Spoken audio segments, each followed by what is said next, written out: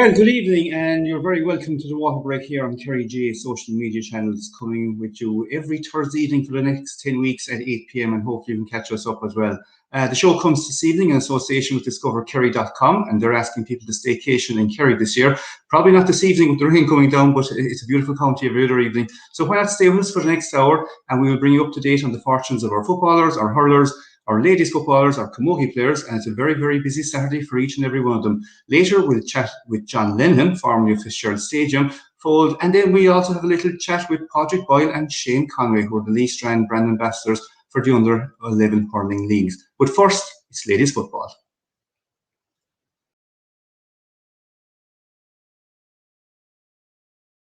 Right, now, possibly the biggest game of the weekend for Kerry team is actually the Kerry ladies. They're in the Division 2 final. Delighted to have Emma Duffy of the 42.ie joining us. But before we go to Emma, let's take a look back at how Kerry got there. Danielle O'Leary to put Kerry into a league final. If she puts it over, if she doesn't, then we go to sudden death. So Danielle O'Leary, well, she'll know now what pressure is on her shoulders. Monaghan have done everything that could have been asked of them. Danielle O'Leary now knows that all of Kerry and the Kingdom will hold their breath for the next 10, 15, 20 seconds. A couple of bounces out of the ball, a solo out of the ball. Maybe just took the players, those early ones, a chance to see as she catches this one. That looks good. He's going for the white flag, and it is. It's all over. And it's Kerry that got through on the shootout. 4 points to 3. And it's Kerry that are into the league final to take on Meath. Well, Emma, as dramatic as that is, it was certainly one way to finish a semi-final, wasn't it? Yeah, Jesus, it was unbelievable, Donal. Look, it's probably a cruel way nearly to decide things, but that's sport. Obviously the sweetest way to win, I'd imagine, but just devastating to lose. And all credit to Monaghan, like it was a fierce battle. And either one of the teams could have won. Kerry, I suppose, probably just held their nerve a little bit more in that dramatic shootout. But look, fantastic. And obviously to be in a league final now after that probably makes it all the more special. And of course, they're facing Meath, a team they've played already. And I suppose, quite ironically, the two teams that looked to head to the Division 2 final last season before it ended was Kerry and Meath. So arguably the two best formed teams in that division are in the final. Yeah, absolutely. And look, it's fantastic to see, obviously, now in Croke Park the weekend. It'll be a great occasion, obviously, to have fans back as well. But I'm expecting a really, really good contest, I guess. You know, two teams who really love playing attacking football. You know, we've seen Meath this year. They're looking really strong, some of the best forwards in the country in their ranks. And likewise with Kerry. So I think it's gonna be a thriller. And yeah, two teams that absolutely do deserve to be there. So look, really looking forward to one of the biggest days in the ladies football calendar. And of course, there's an awful lot of kind of younger players coming through. We're going to show two snippets of two Niamhs here in Kerry coming through as well. Meath, of course, a team that won the intermediate going on to senior and really have kind of, I suppose, reinvented themselves with a pile of young players that have come through that have been on the scene in the recent years. So it sets itself up for a final that really neither of the two of them will start as favourites, and both will figure that they have a great chance of winning.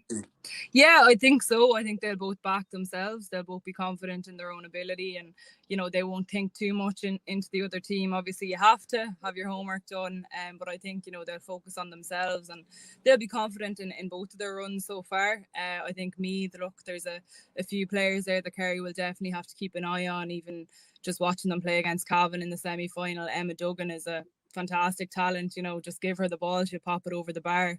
I think she's absolutely superb. Same with Vicky Wall.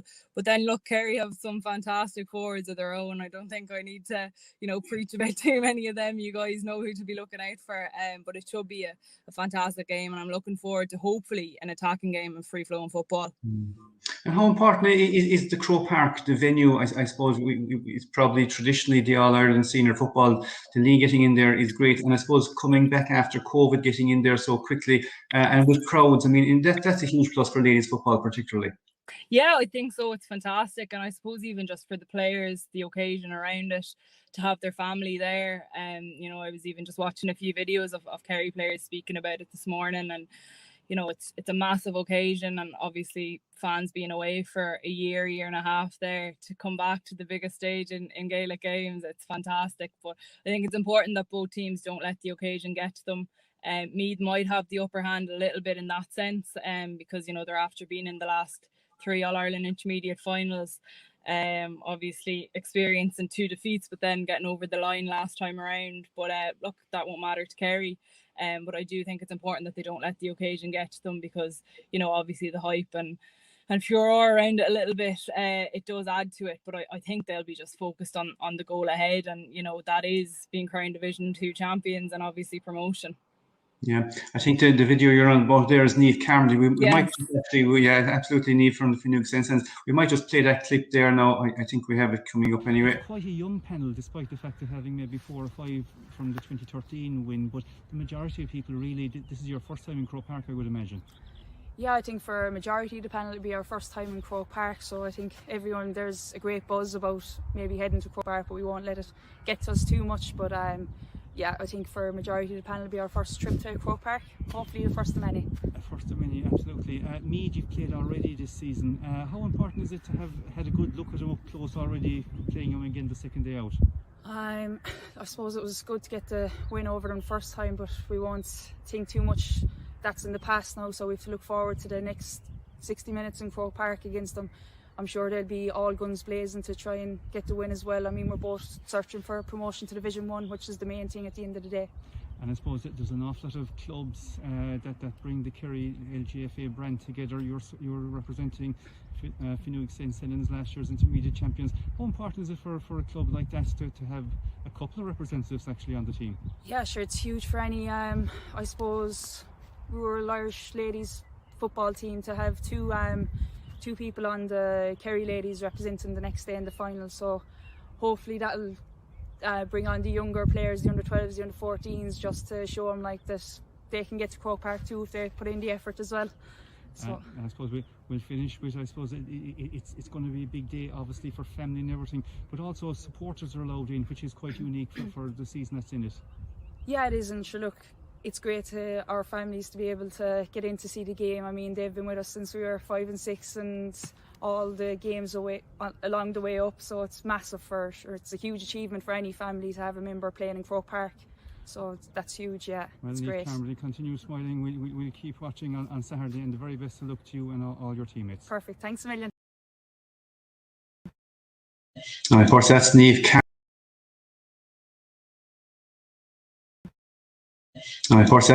Carmody. The other girl that she kind of modestly didn't refer to is Louise Galvin from her club. How important is it to have somebody?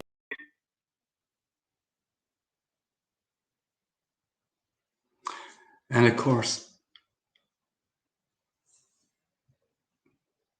that is Emma Duffy, of course, of the 42.ie, closing that segment. Now, we also caught up with Darren Long and Declan Quill, and we got their thoughts as well ahead of the game on Saturday. Another team every weekend that we're facing them. We break them down as best we can, or as best we think they play. So look, we've the girls well informed on what to expect from Meath. We're not expecting too different than what we had up in Port Talton there 4 or 5 weeks ago. Personnel might have changed slightly since. They've a couple of players back. Their captain is back, I know, and 1 or 2 more. But we've changed and we've probably evolved as well, as we were saying. You know, I think every week we've taken, you know, a step in the right direction with these girls. Culminating last Saturday with a tremendous show of character and heart and desire and all those good words, you know, and we're hoping, yeah, that on Saturday week now, you know, we come and we'll be very prepared for Meath, you know. Don't doubt us on that, and we just hope that the girls turn up and perform. And look, we've always concentrated on ourselves, so we know what our strengths are. We'll play to them. And of course, that's Darren Long.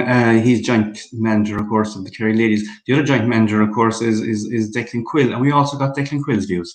Of course, yeah. I mean, it was heart-stopping stuff, like we said there tonight. Even we were dead and buried probably twice.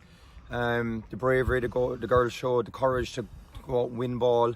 The kick by Niamh, they couldn't afford to level it. The kick by Louise, when maybe she wasn't having her best day out in the Kerry jersey, to level it at the end of extra time. And then, you know, the bravery, the 5 girls, we didn't even go near the girls for the shootout. They had their 5 picked. They asked, those 5 girls stood up themselves.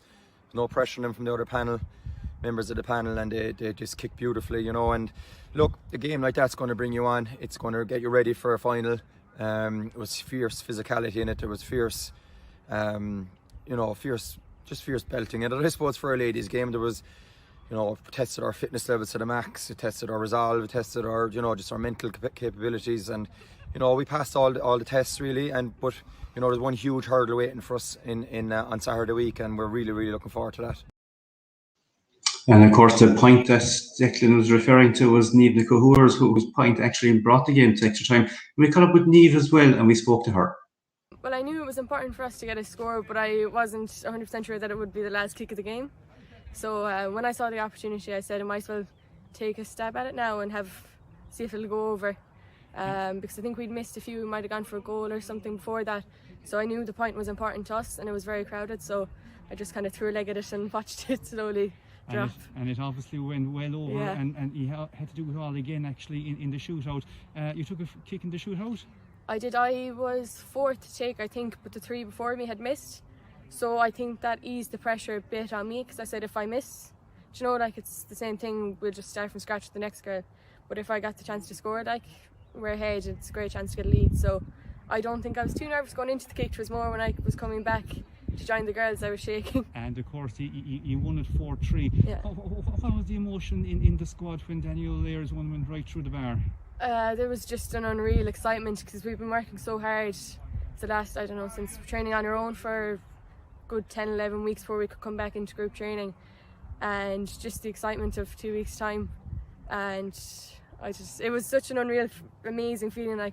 Even now, I was looking forward to training today, just with that buzz. It was kind of a buzz, is the only word to describe it. And I suppose that there's obviously a great buzz in the squad. You just after coming off the training pitch, there's a huge togetherness in the team as well. There's a big squad, and the unity seems to be absolutely fantastic. How important is all that, carrying it into Saturday's game? I think it's one of the most important factors, with our team anyway, because if you're not willing to fight for the girl next to you, it's probably you're not going to do too well on the field. So I know every one of us here would fight for each other. If one person was on the ground, the other would come and join her to try and get that ball. So I think it's a big part of our team anyway. And of course, that is Niamh. As she pointed out, she's from Lisbole, not back all the way west, and a very proud Lisbole girl, as are indeed all the girls that are taking part, I suppose, with the Kerry team the next day. And we wish them the very, very best of luck. When we were doing the research, it's kind of strange that Kerry haven't won an All-Ireland or a cup or in the ladies football since 1993, when Geraldine O'Shea was actually playing. And Geraldine O'Shea is on the sideline the next day as well, so maybe Geraldine will be the lucky thing. Now, there is no cup at stake just yet for the senior Kerry Camogie team, who take on Cork on Saturday evening in Lixnaw in the Munster Camogie Junior Championship semi-final. And I caught up with Dermot Kearney earlier, who first reflected on Kerry's win over Limerick last weekend in the Munster Championship. They battled hard for it. Obviously, the headline that came out of that game was Patrice Stiggins scored 12 points. She's an absolute superstar for Kerry Camogie. She has been for the last number of years now. She's strong. She's kind of the player that Kerry rely on most for the scores, especially from frees. She is 9 times out of 10 she's going to make the game-winning shot if called upon from the 45 or the 65. And Kerry did find it hard going in the first half. They were trailing by 3 points at the break. They exchanged scores earlier on in the first half, and then Limerick got a goal, and a goal can change the momentum of a game. We've seen it in the league campaign where they took on Galway in the first game. Kerry looked strong, and then Galway struck a goal, and your heads can drop. But thankfully, in the second half, Patrice came out and she displayed a fantastic game of scoring. I think she scored 7 out of 8 of the last game scores, and she helped Kerry to secure a win. And now they're looking forward to the game against Cork in Lixnaw on Saturday. Yeah, absolutely. And it's funny, it's Cork again. I mean, I suppose we spoke to Ian Brick at the start of the year, and he said that, as long as they were competitive, he'd be happy. He got 2 wins out of 3 in the league. I suppose a little unfortunate they didn't actually progress. They lost out in scoring difference. And it was actually Cork that kind of hurt them, because when they travelled up to Cork, Cork were a small bit ahead of them. Actually, they gave them a bit of a hiding on the day. Will they have learned a small bit in that game heading into next Saturday evening's game, do you think, Dermot? I believe they do. You know, like obviously Kerry are playing in the junior championship for Munster level, and then when they go to the All Ireland series, they're obviously playing intermediate, and they were playing intermediate in the league, and they were up against it playing a very tough Cork team. That Cork intermediate team were fantastic. You know, 15 points is a bit of a hiding for any team to face. And you know they took that into the Tipperary game, and you know they were hard done that Cork did make a couple of changes for the Galway game, and you know to have such an emphatic win against a good Tipperary side, to then end up not progressing because of score difference. You know they will learn a lot, and obviously we spoke to Ian Brick after the game against Galway, where no one was giving them a chance. That Galway game, I don't think when we were there, we were expecting if Kerry were competitive in that league, we'd be looking forward to the championship. But they displayed phenomenally, and I spoke to Ian after, and even the work rate, the commitment. They'd only been training a couple of weeks, but it looked like they'd been playing for a year. So they were massive underdogs, and he did want them to be competitive, and he has made a few positional changes throughout the year. He's put Patrice into midfield. He's put her into the half back line. He's changed the forward line around a couple of times, and I think every game is a learning curve for him as a manager for the Camogie side for the last couple of years now, and he's going to look forward to the championship, and hopefully they can get the win on Saturday. And they've been in a Munster junior final in the past. They've won the final. So hopefully, look, we can see a very competitive side on Saturday. Absolutely. And you'll be covering the game on Saturday evening. You'll be sending out all the live tweets and the whole lot. So if people want to get you, you can follow you on Kerry Sports Hub or on Dermot Kearney as well. Dermot, you'll join us for the rest of the championship. You'll keep an eye on the Camogie side of things. Hopefully we'll have a bit of silverware there as well. You're dead right. They're a great bunch of girls. They're a good setup. And I suppose sometimes they go under the radar a small bit as well with all the games, and particularly this weekend with so much coverage on with football and hurling and the ladies in the thing. But it's very important to keep an eye on them. And Dermot, you will keep an eye on them for us for the summer. And thanks very much, Dermot. No problem, Donald. Thank you for having me. And that, of course, is Dermot Kearney, and he will be next, as we said, on Saturday evening. A lot of fine work being done there by the Camogie County Board under the stewardship of Joe McCarthy. And we wish them and all the girls the very best of luck. And again, it's a game that you can follow on Kerry Sports Hub, and Mike O'Halloran of the Kerry Hurling page as well will have a report up there. Now, you're watching the Waterbreak in association with discoverkerry.com, who are asking people to staycation in Kerry for 2021. And they're giving you all the tools that you need to plot your trip around the beautiful kingdom on their website, discoverkerry.com. Maybe you can head over there after the show and maybe start your trip if you want. But for now, we'll take a break. After the break, we'll come back, we'll talk hurling, we'll talk football. But for now, we'll take a break and we'll have a look at our beautiful county.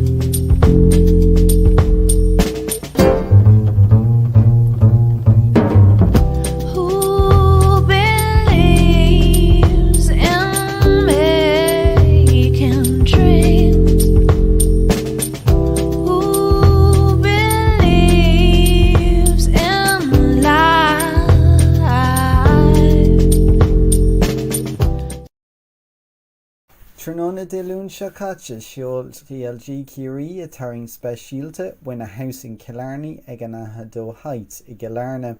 Tá imóí ag taú leis an facta seo a cuidíonn le imóí sa lá atá inniu ann. Is é le cad a Curie Tomas ó sé atá mar ambassador Branda agus faoi co-chathaoirleacht Patrick O'Sullivan agus John Dwyer tá thar ag súil €2 milliún a bhailiú de orna Kerry trí dheis a thabhairt do dhaoine teach 3 thiomáir leapa i gCilearna a bhócant 3 páirt a ghlacadh sa tarraingt. Tá costas €100 ar an decéad. Ní bheith captaín amán is Sínsir Kerry Daniel Collins ábalta imirt i gcuireann Joe McDonagh tróna dé Sathern mar tá sé gortathe. Tá seo deimhnithe ag bainisteoir amán is Sínsir Kerry Fintan O'Connor tá seisean ag fannacht go dtí an nóméid dearnach chun oireann an mnú mar tá neart gortathe ag chorásdóibh i láthair na hóra. Beag beosrod den cluiche ar fáil ar suíomh idirlín CLG Kerry dé Sathern ar costas €5 agus beag tráchtarach beo ar Radio Kerry chomh maith. Tá sé ráite ag bainisteoir pell Sínsir Kerry Peter Keane nach bhfuil díma ar bithir nach raibh éireann ábalta páirt a ghlacadh i gcluiche ceannis na sreatha. Dúirt sé ní acha mé mar ar díal mór mar nach raibh cluiche ceannis na sreatha ann.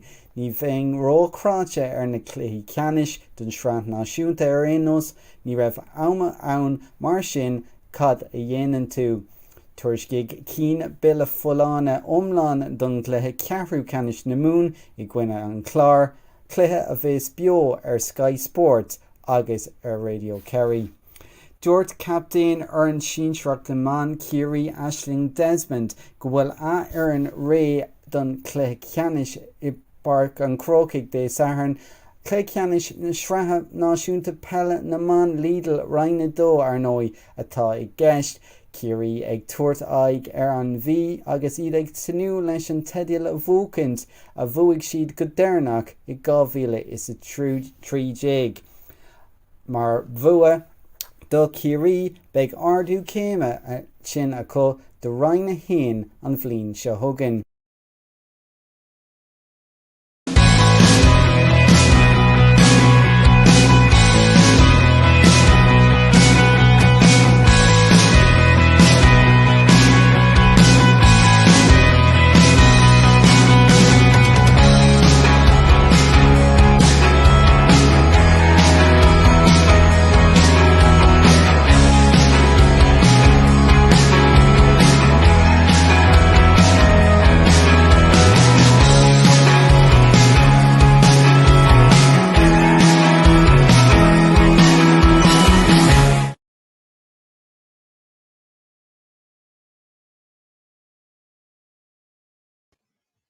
And that, of course, is the Kerry GAA store located in the Outlet Centre in Killarney, your one-stop shop for all your Kerry GAA Championship needs. The GAA store, of course, is owned by the Kerry County Board, and all funds from the store go to the training and facilities for training to Kerry teams. Very, very valuable part of what goes on in Kerry GAA. Now, another side getting their championship season underway is the Kerry Senior Hurlers, and joining me now is the former Kerry Senior Hurling captain, James McCarthy of Tralee Town and Country. James, good evening. Good evening, Donald. How are you? You're there a long time in the green room, James, waiting for us. I thought you have a hurling. Drinks in the green room. There was nothing in there. Yeah, the virtual green rooms are a bit of a disappointment, really. James, I suppose, looking at the hurlers, earlier in the year, if we'd been looking at the opening of the Joe McDonagh, we probably would be saying that we were favourites to win it and the whole lot. But certainly the league campaign has taken a little bit out of our sails on that account. Definitely, yeah. We Joe, in fairness, we took 2 hidings, really. Maybe unexpected hidings as such when you look at it. Saying that Offaly Christering is really kind of a falsehood there, really. Offaly should never be a Christering tournament. But it's just the way they've progressed. Like, who was to think the Offaly team last year compared to the Offaly team of this year, like Michael Finneely's effect has been huge. And the beating they got in Carlow, fellas are saying, oh, Carlow weren't great last year. But if you remember the game in town last year against Carlow, we found it very hard to get over the line against them. So 2 or 3 points in the end, but I don't know what way we'd be really. I keep trying to defend the Kerry Hurlers. I'm always a staunch defender of the Kerry Hurlers. But there's a time you have to say, right, lads, prove me right. Prove me right. Prove that I'm not talking through my hat. And I'm not defending you with in the wrong. Like, there is hurlers there. There's hurlers there. Yeah, I suppose in fairness though, in fairness to Fintan, like, I mean, he done his press conference the last evening. He must have named out 15 players that aren't available to him or either coming back, and that really has a huge effect. I mean, you played in teams, and if you end up losing 10 or 12 of what you'd say the regular guys in the dressing room, it tends to be hard to get momentum. So is it that they're struggling for momentum? It's just probably the personnel itself. You can't. There's certain players you can't lose. Like if you say to Kerry senior footballers, right, we're going to take 2 players there. We're going to take Shawnee Shea and David Clifford out. Now see how you get on. You say, right, okay. That's a different setup now altogether. You could lose certain personnel.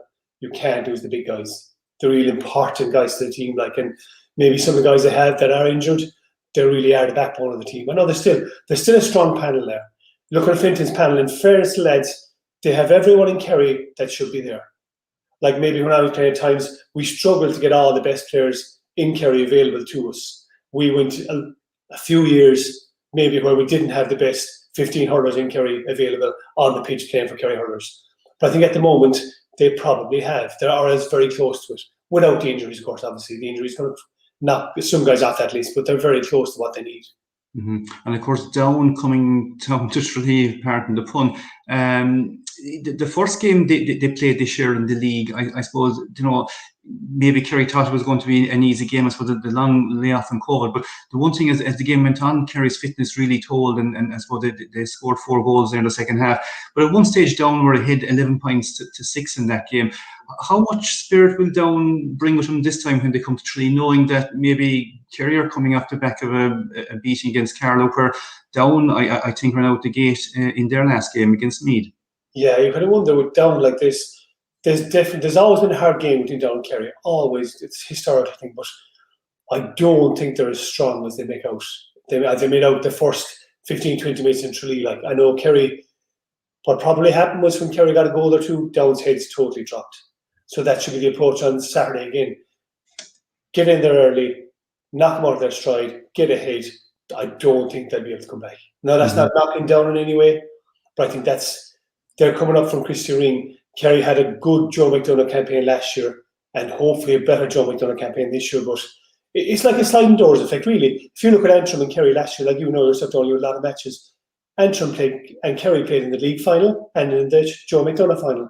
If we'd beaten them, would we have made the impact Antrim made now in Division 1 and the impact they might make, we would see, in the Championship, in Munster Championship? So we could be talking about a total different setup here now.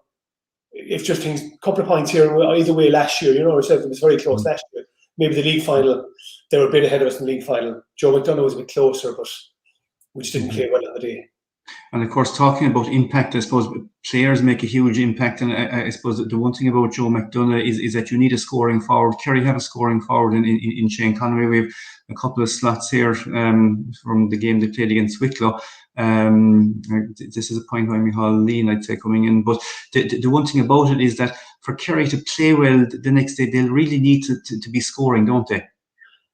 You do. You need a marquee score. Like you'll expect your free taker is going to get 7 or 8, maybe 9 shots at goal, at scoreable frees in a lot of games. Especially in Joe McDonagh, you do get a lot of frees. And with Shane Conway, he's an excellent free taker. But I think the load has to be taken off him a little bit, because if Down have any sense, they'll double mark him. And I'm sure they will be set up a little bit that way. They won't give Shane Conway space. You cannot afford to give a player his quality space. So I'd be hoping the other guys around him, like you have Mikey and Podge, maybe I don't know if they're available on the next day now as well. Like I know Daniel Collins is out, but you have forwards there that are able to score. And maybe it might be a day for other guys to actually come to the fore, as I say, and really nail it home and maybe finish off Down early on. Because now Shane's going to be marked, and that's it. You're going to see that, and Down are going to do that. A lot of teams, even Joe McDonagh last year, they hadn't signalled, right, we've got to mark this guy. And of course, scoring is fierce important, as we see there, Shane getting his goal after a good block down. Going back to Saturday's game, the way that the championship is set up this year, James, it's 2 groups of 3. There really is no room for slipping up. It really is a win game, and the following week is a win game as well. Can Kerry win this game? Oh, yes, definitely. I'd be seriously disappointed if Kerry didn't beat Down on Saturday. Like, if you look at it, our league finished when Offaly beat us. That was it. You're out the gate. Good luck. You couldn't stop playing then. Really, league was over. I think we did nearly a little bit. We did stop playing then. Hopefully now on Saturday that will kick us off. Get ready for the second game after that. Because if you lose, you saw with Kerry Camogie, as you were mentioning Camogie earlier, they had 2 excellent wins, 1 bad defeat, and you're gone. Kerry could get the same thing. Have, like you say, it could be just 2 wins, and if you're scoring difference is going to could play a part in this. Yes, you've seen a lot of groups. You could win 1, lose 1, and if you lose heavily, you're gone. Absolutely. Well, look, we'll be looking at the game. Those of you that can't get in, of course, the game is available for €5 on the Kerry GAA website, and you can download that. James Mack, of course, we didn't discuss Daniel Collins as well, the Kilmiley captain. He's out injured, but he will be back hopefully for the following game, which will be very important. James, thanks very much for joining us this evening. It's a very fancy studio. You have great sunshine out there. Have you? We built it especially for the occasion. We knew you were coming up. Fair play. I hope you got a grand for it. James McCarthy, thank you very much. That's James McCarthy, of course, 12 years veteran of the Kerry senior hurlers himself and former Kerry captain. But what we'll do now is we're going to look at 2 players who have a big impact, of course, on that team, Padraig Boyle and Shane Nolan. And they are actually brand ambassadors for the under-11 East End County Leagues. And we have a bit of video footage that I think that you'll enjoy, particularly if you're a younger person. We'll play that now. Delighted now to join with Padraig Boyle and Shane Conway, Lixna and Ballyduff joined together. That doesn't happen too often, lads? No, not too often, unless it's championship or something like that. Absolutely. Well, it's certainly one thing that's joining together this year is that you're joining together for the Lee Strand County Under-11 hurling leagues, and I suppose the one thing about this year is that the senior players are basically brand ambassadors for the group, and the group you have is Abbeydorney, Ballyduff, Fireys, Kinmare, Kilmiley and Lixna. And I suppose, Padraig, it's a unique age group under-11. It's the first time really that they're getting involved in games as such. What kind of advice would you give to kids moving up that grade? They're still young. Like I'd tell them to have a bit of fun with it, not to take it too serious, and if they lose or win, it doesn't matter at the end of the day, once they're training, having fun and playing games. And of course, Shane, I suppose in all fairness, it's when you're having fun that the skills come to you a little bit quicker. You can do things that you're maybe the coaching level hasn't got there yet. Would you encourage kids to have that bit of fun and maybe try things at this age group? Yeah, definitely. It probably comes a lot more natural if you enjoy what you're doing, and you'll want to go to the field and you'll want to meet your friends and you'll want to practice, and after all the fun and everything, you will find yourself getting a bit better, and you'll enjoy it even more when you're a lot better as well. And Padraig, it's been a while since you've been under 11. Can you take us back maybe to the first couple of days you went through the gate in Ballyduff? I remember my mother and father carried me down alright. I don't really remember much now, but I remember like that there wasn't much pressure putting us. It was just a bit of fun, and like you had good men, John Hennessy there, Mike Hennessy, just help us out from the edge, and they were good. And you travelled away from there, and I see that you've got your Shinty jersey as well. You went all the way through Inter-County, all the way up to. You might explain maybe to the under-11s what the Shinty was and what the jersey is. Basically, you go for trials and you get to represent Ireland against Scotland in Shinty. You can't catch the ball; it's all ground hurling. It's good. It's a good opportunity to get to represent Ireland. And it's a great way too for maybe an under-11 to kind of aspire that there is an international aspect to it as well. Shane, I suppose we'll stay away from the international aspect and we'll go back to the county-wide. A lot of hurling spreading outside the North Kerry area. We have Fireys and Kinmare. What is it for clubs like that to be involved with traditional clubs like Abbeydorney, Ballyduff, Kilmiley and Lixna? Surely that's good. Yeah, it's great to see, especially at underage level. Hopefully that a lot of them will be able to keep it on, and you'll see them progressing through the ranks of Kerry, and it'll help make us maybe that bit more competitive and try and bridge the gap to maybe the top teams. So it's great to see the likes of Fireys, Kinmare, even Crokes this year are trying to play, implement a team into the senior championship, and it's just great to see that people are really following the game, and they must be following because they're enjoying it so much. And I suppose, Padraig, final thing to you, something to enjoy if you were to ask maybe one of the under-11s in any one of these clubs or academies who are doing all this hard work, one thing that they should learn or maybe pick up or try a little bit harder to do? I think catching is a good skill to learn. Basics, just picking up the ball. Make sure you get your 2 hands in the hurley, pick it up, master the basics of it, and the rest should come. And any word of advice for an aspiring Shane Conway out there, Shane? Just try and practice as much as you can. I know it's not nice, but if you're enjoying it, like all you need is a wall at home, just left and right, and if you break an odd window here and there, I think that has to go with it. So hopefully parents won't be too upset if they do break the odd window or two. Well, hurling people are never afraid of breaking windows anyway. That's one thing about it. We wish you the very best of luck as well for the championship season ahead. An awful lot of these young kids aspire to be inter-county hurlers, and you're certainly great ambassadors for that as well.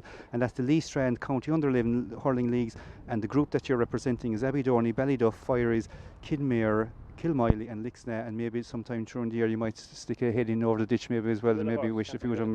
And of course spread the love between the teams, obviously. Don't be sticking to your own corners of the parish. Okay, thanks very much, lads. Well done. That, of course, is Patrick Boyle and Shane Conway, and wish both the lads and all the Kerry team the very best of luck there on Saturday in their Joe McDonagh Cup opener. Again, as I said, you can see on Kerry GAA website, drop €5 and off you go, and you can support the boys, and hopefully we'll have a good result on that. Now we will continue our coverage, and we've covered everything, and now we're going to turn to football.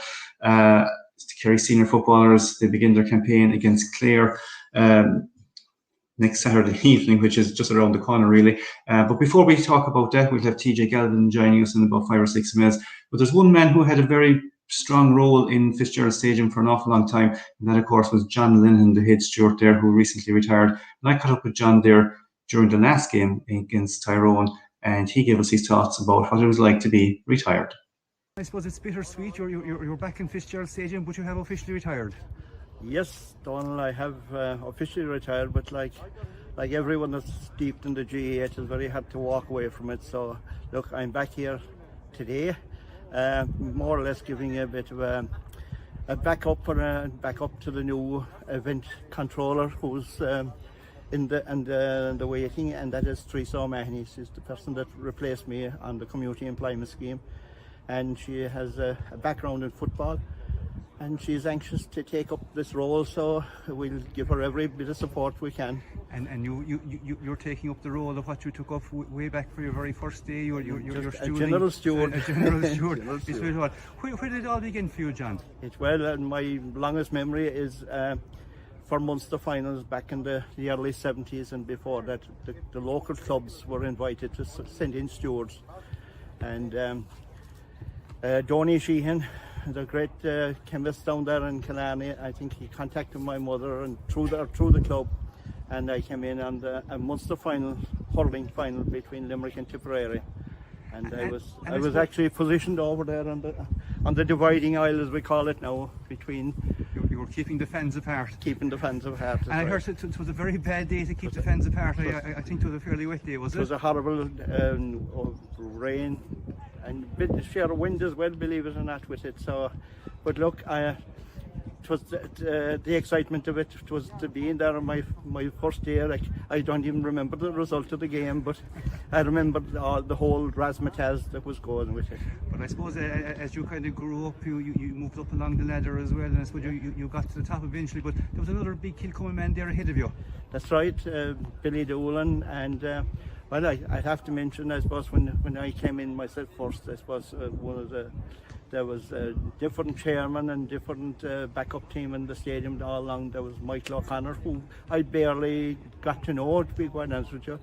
But John Linehan was the safety officer, sergeant, former sergeant in Killarney, a great man to impart the experience that he had, and Billy Doolan, like you said, was my predecessor, and we still keep in contact, and our present safety officer, John Daly, we meet on a regular basis, believe it or not. John Linehan, Billy Doolan, myself, and you've moved on to the Godfather status. Exactly.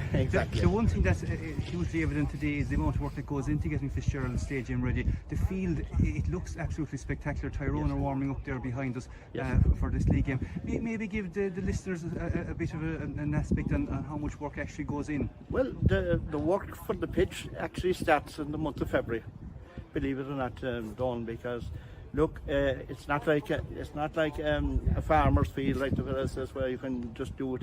But you start in February, it progresses through the year. You have to pick the right fertilizer. If you have bad weather, if you have frosty weather, there's fertilizer that goes out in it now, and it is a slow releasing. That helps the pitch. And coming up to the game, then it is all about keeping it mowed properly, crossing it a couple of times, you know what I mean, changing the cut, etc. It all enhances the texture of the pitch. So you're nearly a farmer as well as everything else. Yeah, but like that's all that work then like is done by the community employment participant. Yeah. And of course, I suppose we're coming off the back of COVID where we didn't have any fans. And we have 200 a day. It's nice to see people come through the third side as small as 200. It is. It has been. It has, even for the championship or the local championship thing last year, it was very eerie to see 30 players out in the field playing a game and no one, absolutely no one, like do you know what I mean? It's a strange feeling, but look, hopefully it's all behind us, and hopefully that things progress from today onwards, and that for the championship that we can increase our numbers up to 500, and as the plan is that everything fits into place. And finally, John, we'll wrap it up. I suppose you're going to be a great man to be able to find a car parking space now with your yellow jacket. You'll be back in popularity again, will you? I don't know, Donald. Look, it's a job that has to be done.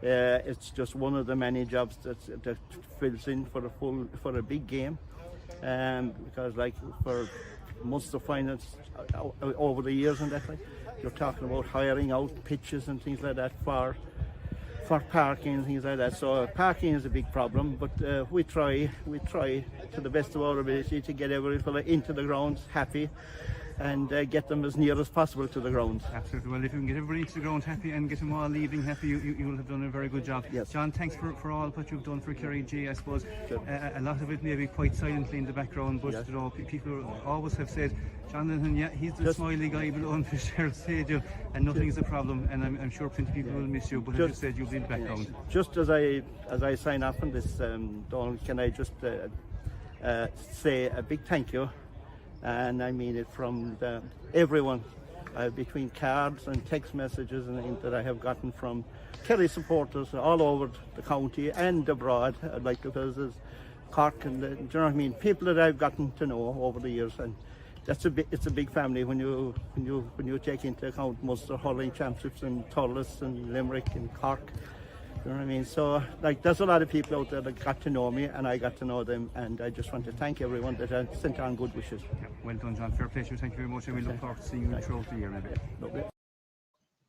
Then, of course, as John Linehan recently retired from Fitzgerald Stadium, and we wish him the very best of luck on his inverted commas retirement, because he had a jacket on as soon as he left the door. The very best of luck as well to Teresa O'Mahony from Cordal, his replacement. A fantastic worker and a fantastic job ahead of her as well, and she's looking forward to her first big day out. Now joining us on the line is TJ Gallivan of Backspin.ie to discuss our Munster Senior Championship quarter-final against Clare. But before TJ we talk, let's look back at something that we both want to forget, but we'll just remember one more time. It's Sean Meehan inside here, an opportunity maybe, back to Meehan again. All the way back towards Luke Connolly. Connolly kicking up into the air. It's drifting, it's moving, it's still in play. It bounces. It's a goal! It's a goal for Cork! That is amazing! Cork, 1 goal and 12 points. Kerry, 13 points. Well, TJ, I suppose it's a memory we want to erase as quickly as possible.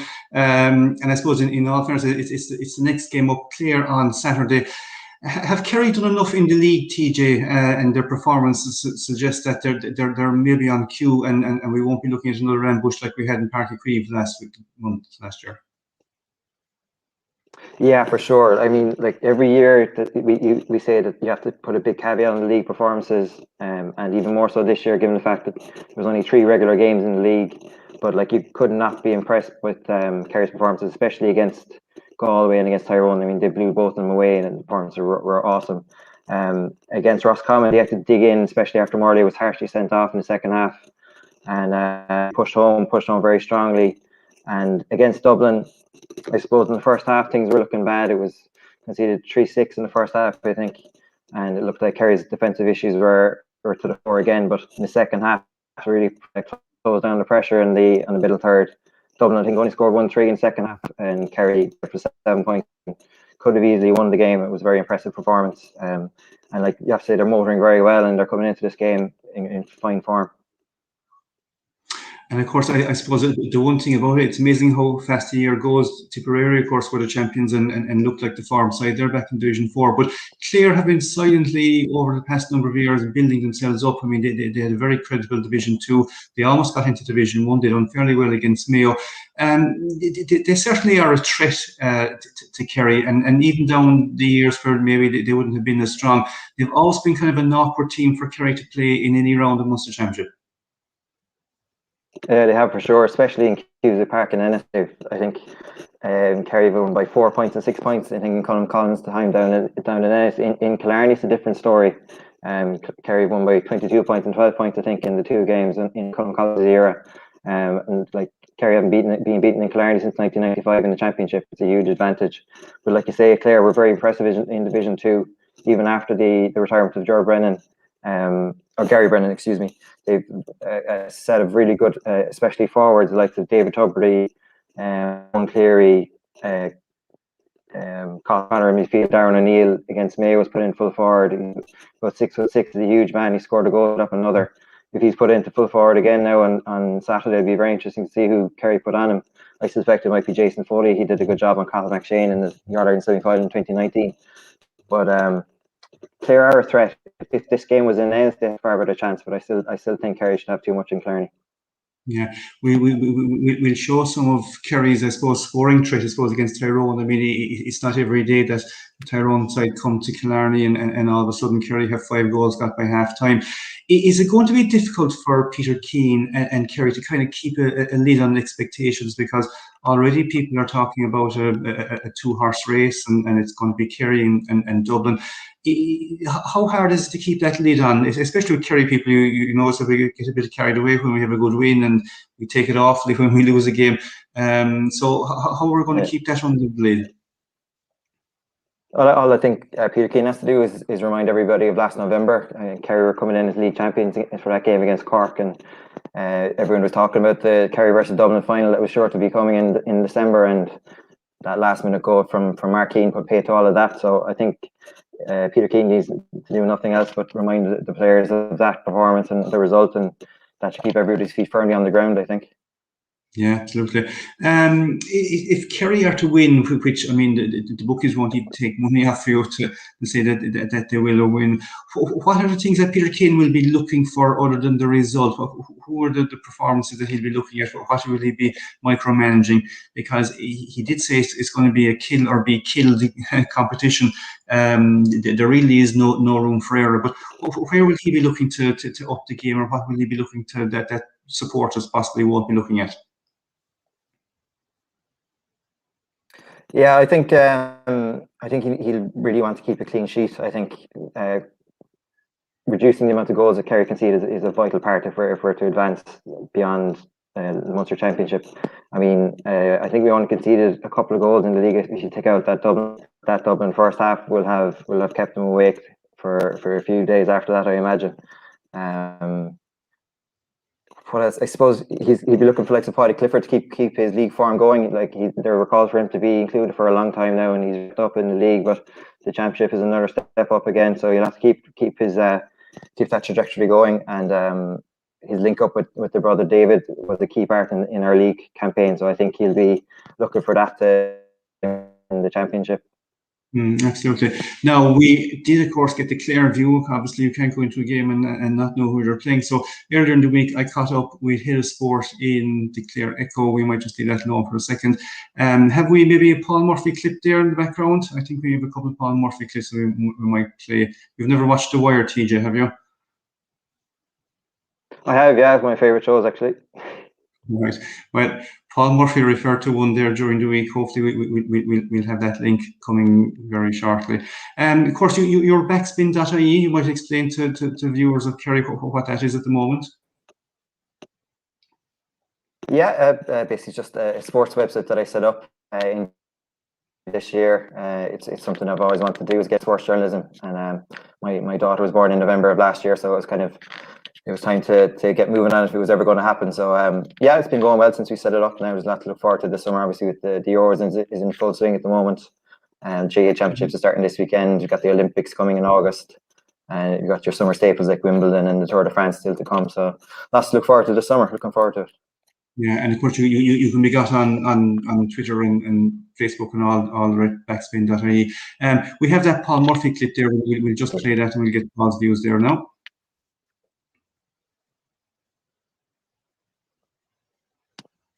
Paul isn't very fast out of the blocks. Here we go.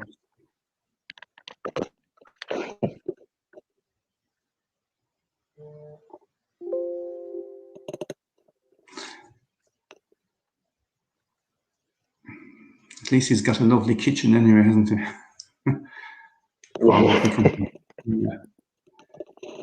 Yeah. I think we leave Paul. We'll pull Paul aside. I suppose, in fairness, he's very busy with technology, beating us there on that one. The other thing that we're looking at as well, TJ, I suppose, is that the other side of the coin, Dublin are out, and everybody looking at Dublin. It's probably guaranteed, certainly, that Dublin are going to be somewhere in and around the final when it comes to it. Oh yeah, for sure. They have no opposition in Leinster to speak of, really. When they come out now, I think they're facing the Connacht champions. Before the league, you would have said that was almost certainly going to be Mayo. Cillian O'Connor, O'Connor's hamstring injury. Cillian O'Connor's a huge, massive loss for Mayo. It looks like he's going to be out for the year. You can't see. I couldn't see Galway or Roscommon putting anything up to Dublin in the All-Ireland semi-final. They're sure to be in the final again. I'm sure to face hopefully Kerry. Mm-hmm. And I suppose going back to Kerry, so you touched on something there that Peter Keane he was out defending his case for the defence. There tends to be a narrative that forwards are good and backs are bad in Kerry at the moment. Is it as easy as that? Is that argument as easy, or is the case for defence a little bit stronger on some of the games we've seen? Yeah, I think that's easy to say. I mean, if you go back to that Dublin game in the first half, the likes of Niall Scully and Brian Fenton had all day to be launching balls into the top of Conor Callan and Kieran Kilkenny. I mean, you could have 6 Seamus Moynans in the back line, they wouldn't be able to defend any a ball coming with no pressure on the kicker. In the second half, the Kerry players pushed right up on top of the kick out. There's a lot of pressure in the middle. That ball wasn't getting into the Dublin forward line, and I think you're going to concede 1-3 in the second half. So that's the key. It's a key. The forwards need to be putting that pressure on from the top of the field, and the backs then have a better chance. We have some good one-on-one defenders. The likes of Jason Foley has really stepped up his game in the league this year. Man and match in both the Roscommon game and the Tyrone game. So we've been waiting for him to take over the full back staff for a while now. It looks like he's really stepping up. You've got the likes of Biogley. Mike Breen's come in this year for his first campaign, and he's really impressed. So we have maybe 8 options out for 6 backs, which we haven't had for a while now. I presume the likes of Bob Morley will come back, playing, and Paul Murphy will probably come back in. I imagine wing back with Gavin White and Gavin Crowley at centre back. I assume. Yeah, absolutely. There's certainly something to look forward to. You'll be watching the game, of course, obviously, on Saturday evening. Of course, TJ, you're living behind enemy lines, aren't you?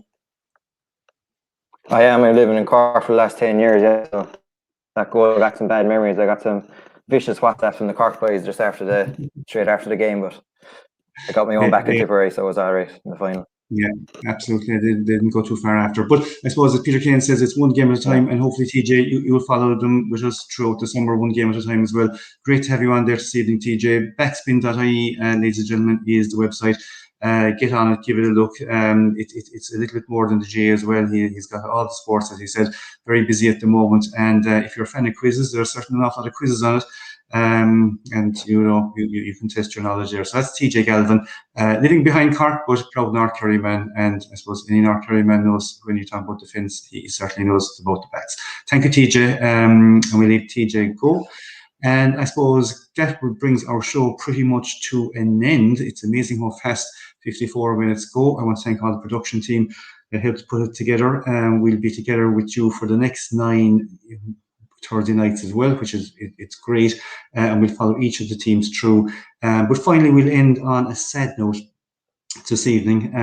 This time last week, hard to believe, the passing of a stalwart of St. Mary's, Jay, and this is our tribute to the late Junior Murphy of St. Mary's.